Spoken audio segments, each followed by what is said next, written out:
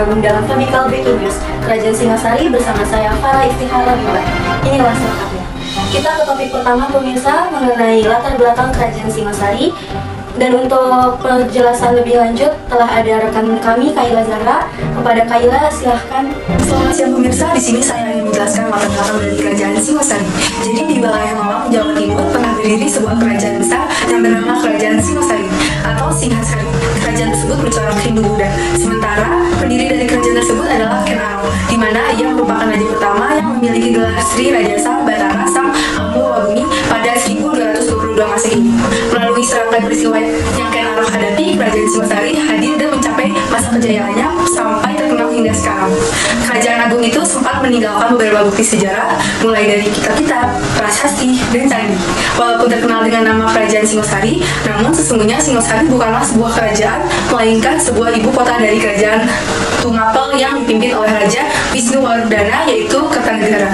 Sebab pada awalnya Kerajaan Tumapel memiliki pusat pemerintah di Kuttaraja. Walaupun begitu, nama Singasari tetap jauh lebih dikenal dibandingkan dengan Tumapel. Oleh karena itu, kerajaan tersebut lebih terkenal dengan nama Singasari. Masa keemasan Kerajaan Singasari tercapai ketika dipimpin oleh Raja Kertanegara. Hal tersebut terbukti dengan luasnya wilayah kerajaan yaitu mencakup Bali, sebagian Sunda, Kalimantan, Sumatera. Hal ini juga menjadi salah satu dasar dari negara Indonesia sekarang ini. Demikian, kembali ke studio. Terima kasih Kaila atas penjelasannya mengenai latar belakang Kerajaan Singasari. Kita ke topik selanjutnya mengenai kemajuan yang dialami Kerajaan Singasari.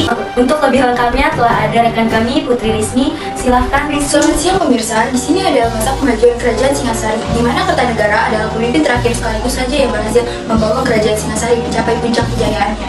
Cita-citanya ini dikenal sebagai wawasan Nusantara I, dan untuk mencapainya berikut beberapa upaya yang dilakukan oleh Kertanegara: perluasan daerah dan hubungan dengan luar negeri, pengiriman ekspedisi ke Sumatera yang terkenal dengan ekspedisi Pamalayu pada tahun 1275 Masehi. Komoditas yang diperdagangkan adalah beras, emas, kayu, cendana, dan rempah-rempah.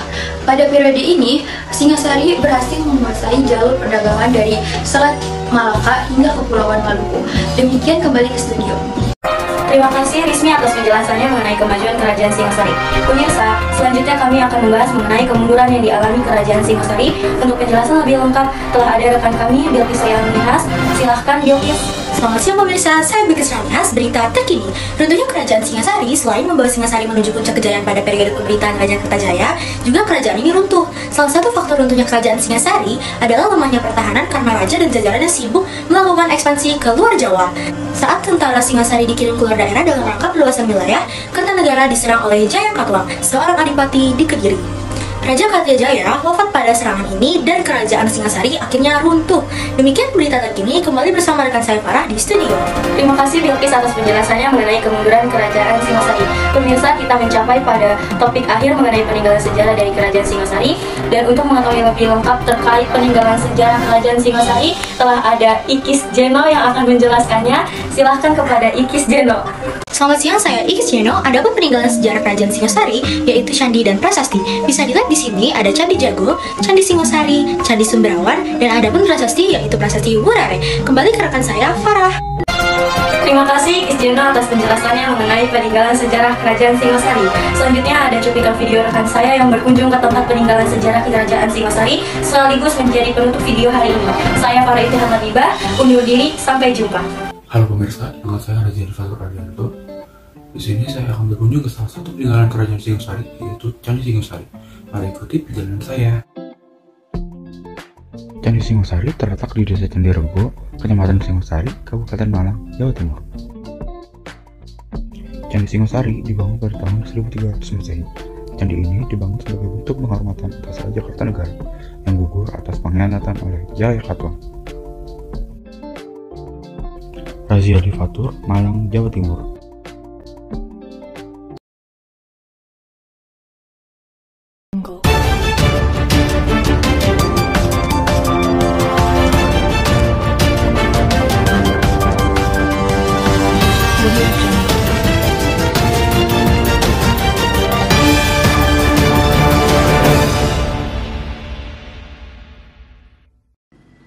Selamat siang pemirsa dimanapun Anda berada. Kembali lagi bersama saya Davina Kanaya yang akan menemani Anda selama beberapa menit ke depan dalam berita terkini. Pemirsa sekalian, topik yang akan kita bahas kali ini merupakan Kerajaan Majapahit. Sudah terdapat beberapa rekan saya di berbagai studio kami yang siap untuk meliput mengenai Kerajaan Majapahit. Kepada Resti di Studio 2, saya persilakan. Terima kasih Davina. Di sini Studio 2, saya Resti Setiautami akan meliputi tentang latar belakang Kerajaan Majapahit. Kerajaan Majapahit merupakan kerajaan yang bercorak Hindu-Buddha. Majapahit adalah sebuah kemaharajaan yang berpusat di Jawa Timur, Indonesia, yang pernah berdiri sekitar tahun 1293 sampai dengan 1527 Masehi. Latar belakang berdirinya Majapahit adalah karena adanya balas dendam dari Raden Wijaya yang merupakan menantu Kertanegara kepada Jaya Katuang. Setelah Jaya Katuang berhasil dikalahkan, Raden Wijaya membentuk sebuah kerajaan Majapahit. Selanjutnya akan dilanjutkan oleh rekan saya yang ada di Studio 3 untuk poin pembahasan selanjutnya. Terima kasih Resti, saya Lala di Studio 3 yang akan membahas tentang peninggalan Kerajaan Majapahit. Yang pertama ada Candi Penataran. Candi ini merupakan salah satu peninggalan Majapahit yang cukup terkenal. Diperkirakan dibangun pada tahun 1200 Masehi.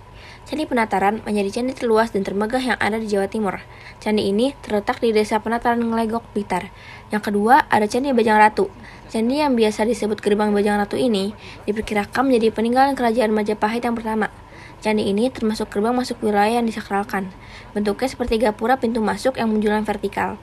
Candi Bajang Ratu terletak di Desa Temon, Trawulan, Mojokerto. Sekian dari saya, kembali ke Studio 1.